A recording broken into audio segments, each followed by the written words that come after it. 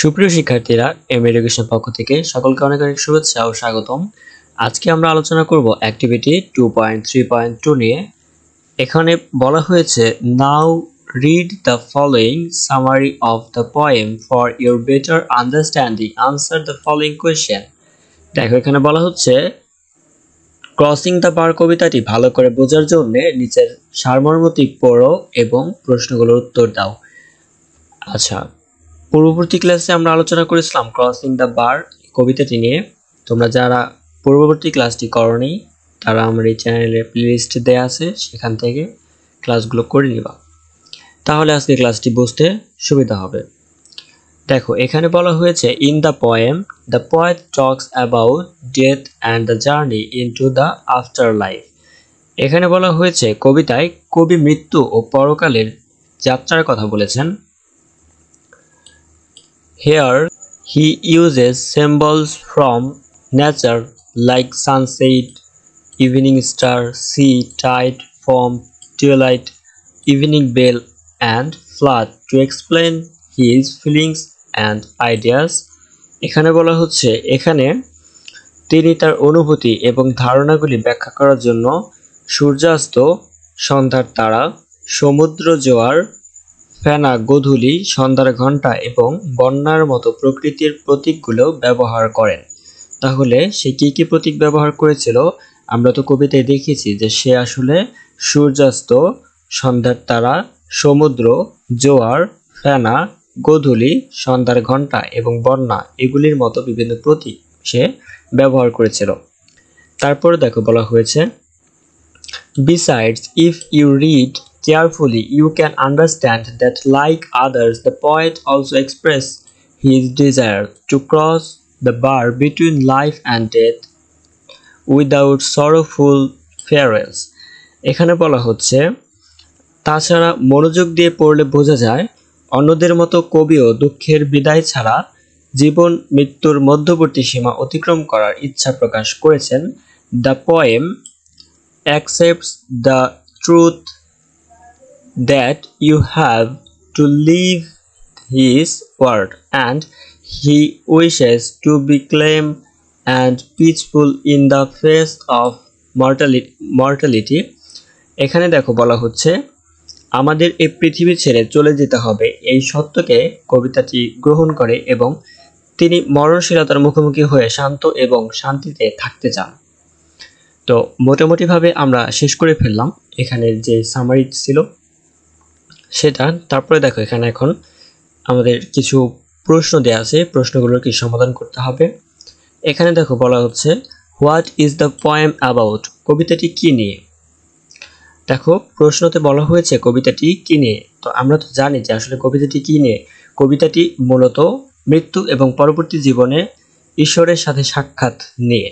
তো আমরা যে কথাগুলো এখন বললাম এটা কি যদি আমরা ইংরেজিতে বলি তাহলে কিন্তু এই প্রশ্নটার আনসার হয়ে যাবে।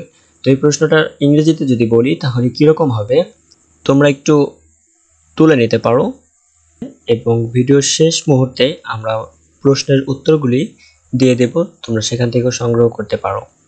তো দেখো বলা হচ্ছে have you found any symbols in the poem. এখানে বলা হয়েছে কবিতায় কোনো প্রতীক খুঁজে পেয়েছো? ইফ ইয়েস, যদি হ্যাঁ হয়, হোয়াট আর দোজ, তাহলে সেগুলো কি কি? তো আমরা কবিতায় যে প্রতীকগুলো খুঁজে পেয়েছিলাম সেগুলোর মধ্যে কয়েকটা প্রতীক উল্লেখযোগ্য, যেমন সূর্যাস্ত, সন্ধ্যার তারা, জোয়ার, ফেনা, গোধূলি, সন্ধ্যাবেলা, বন্যা এবং পাইলট। প্রতীকগুলোর কথা বলেছি, সে প্রতীকগুলো এই সামারিতেও উল্লেখ করা আছে। তো মূলত এইটুকু যদি আমরা লিখে দিই তাহলে কিন্তু আমাদের এটার আনসার হয়ে যাবে। তারপর বলা হচ্ছে what do the symbol sunset and evening and clear call mean in the poem.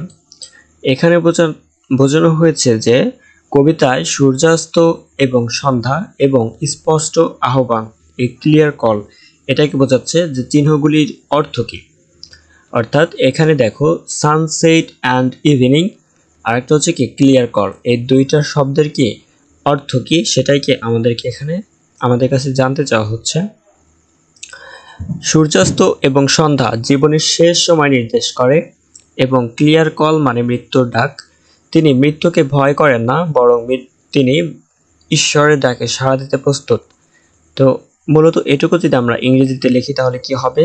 Sunset and evening star indicate the end of life and clear call means the call of death. He is not afraid of death, but he is ready to answer the call of God. এরপরে দেখো D নম্বরে বলা হচ্ছে, do you think symbol helps the poet express his ideas in the better way? If yes, explain with an example. এখানে বলা হচ্ছে যে প্রতীকগুলো কবিকে তার ধারণাগুলি আরো ভালোভাবে প্রকাশ করতে সহায়তা করে। অর্থাৎ এখানে যে চিহ্নগুলা, যে প্রতীকগুলা ব্যবহার করা হয়েছিল সেগুলা কি, এটা কি তুমি কি মনে করো যে তার এই প্রতীকগুলো কবির ধারণা আরো ভালোভাবে প্রকাশ করতে সহায়তা করে? যদি তোমার উত্তর হ্যাঁ হয় তাহলে একটি উদাহরণের মাধ্যমে ব্যাখ্যা করো, এটা এখানে বলা হচ্ছে। তো আমাদের এখানে দেখো এক হিসেবে আমাদের বলেই দিচ্ছে যে তো যদি ইয়েস হয় তাহলে কি ব্যাখ্যা করতে বলতেছে, সেই জন্য কি আমাদের না বলার কোনো অপশন নাই, আমাদের কি অবশ্যই ইয়েস বলতে হবে। তো আমরা এখানে ইয়েস বলবো এবং আমরা এখানে কি লিখবো? I think poet can express their thoughts more beautifully by using symbols. অর্থ হচ্ছে কি, হ্যাঁ আমি মনে করি কবিরা প্রতীক ব্যবহার করে তাদের চিন্তা আর সুন্দরভাবে প্রকাশ করতে পারে। আর উদাহরণ হিসেবে আমরা কি দিতে পারি?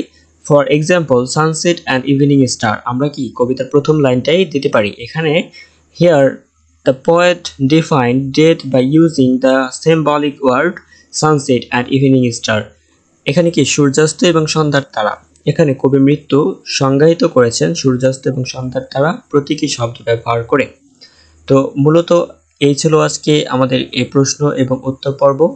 তো এখানে দেখো বলে দিয়েছিলাম যে এই সমাধানগুলো আমরা ক্লাসের শেষে দিয়ে দেব, তোমরা যারা এখনো তুলো নাই তারা এখান থেকে একটু দেখে নাও। এখানে সম্পূর্ণ বাংলা অর্থ সহ আমি দিয়ে রেখেছি। এ নম্বরের প্রশ্ন উত্তর হচ্ছে এটা, বি নম্বরে হচ্ছে এটা, সি নাম্বার হচ্ছে এটা।